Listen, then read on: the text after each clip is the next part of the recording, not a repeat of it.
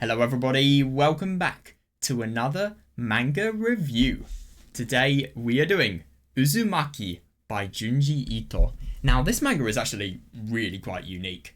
I've not actually read a manga that's like this. This is my second Junji Ito manga. I read the manga called Remina before this, but yeah, this one's totally different and I love it. It kind of reminds me of some sort of Lovecraftian story where you just have the most weird, insane, and just in general creative monsters that are completely unexplainable by human beings that just completely dominate the plot, and it's damn weird. I think the reason why I like this manga so much is obviously the spiral, the main... Well, it's not even a villain, it's a fucking pattern. But like the main pattern that's the villain in this story. I suppose you could say that. But yeah, the amount of creative things that Junji Ito did with it, it's properly impressive. So this manga here is, it's kind of, some stories are, some chapters have one overall story, for example, the Spiral Obsession Part 1 and 2, and mosquitoes and the umbilical cord as well. Fucking hell, that was quite a read. Yeah, that's the thing about this manga. Some of the chapters are so ridiculous that they're cool, but they're really funny as well, just because of how insane the plot is. Like the umbilical cord, that's a really good example. But yeah, there are some. There's just mainly it's told in short stories, and if I'm going to be honest, I didn't really have the most attachment to many characters. I like Kirie and Shuichi, they were quite cool. And, oh my god, Kirie's dad, I really like I think it's the firing effect, the chapter with Kirie's dad. But, yeah, let me just check, hang on a sec. Yeah, it was, okay. But the thing is, I didn't really feel much attachment to the characters. But at the same time, it's weird. It feels wrong for me to say this, but I don't really think I needed to.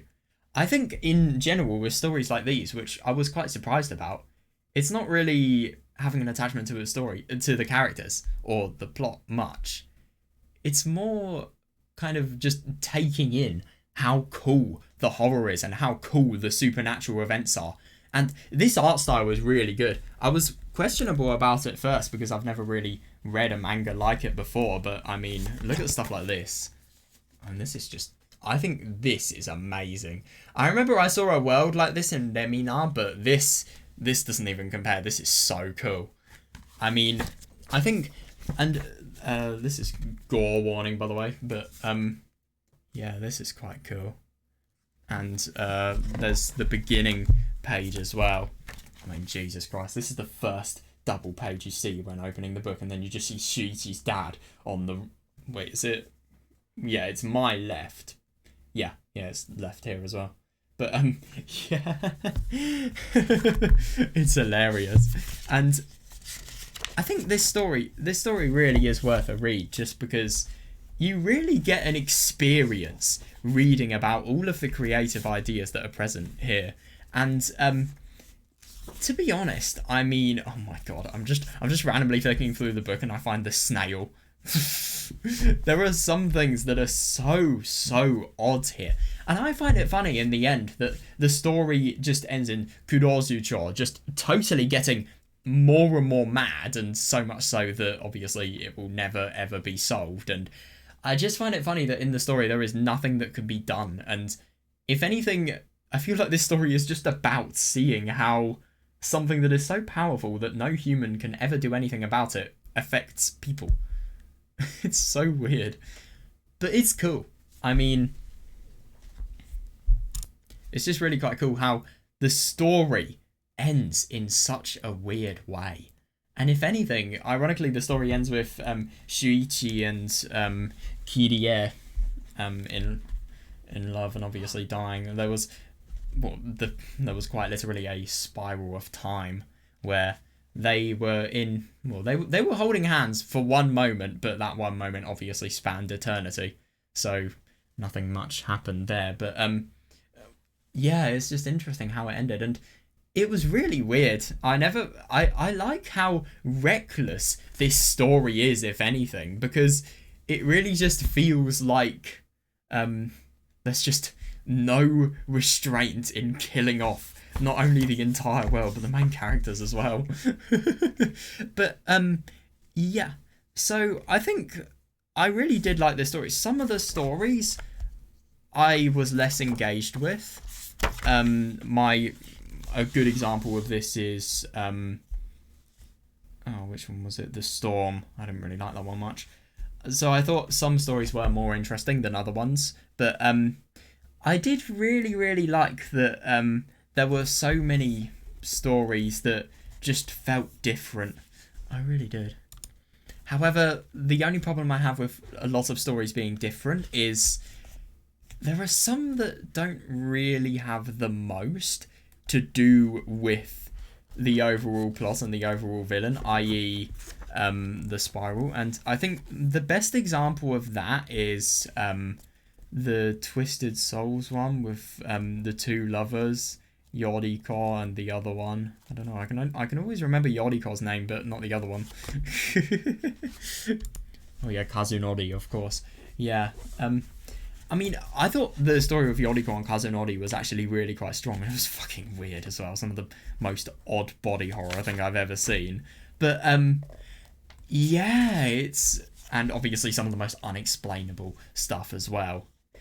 There's not really much reason behind why any of this stuff happens, but yeah, I thought it was a really good story, and if anything, I like how some stories like these, they really do have just subtle reflections and criticisms of society, and I suppose it was the case here that they were two families that were in really quite rough, impoverished conditions, and both families totally had hatred for the other, and they were just trying to live a life together, but nobody was letting them.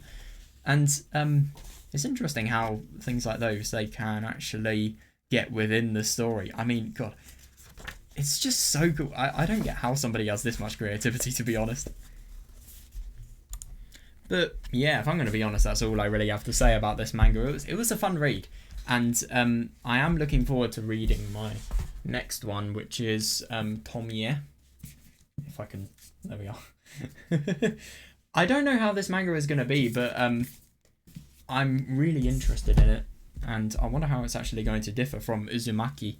I mean, I enjoyed this manga. The only thing that I wish was present more was just more of an indication of flow between the stories. There were some stories that affected one or the other, like for example, well, I suppose,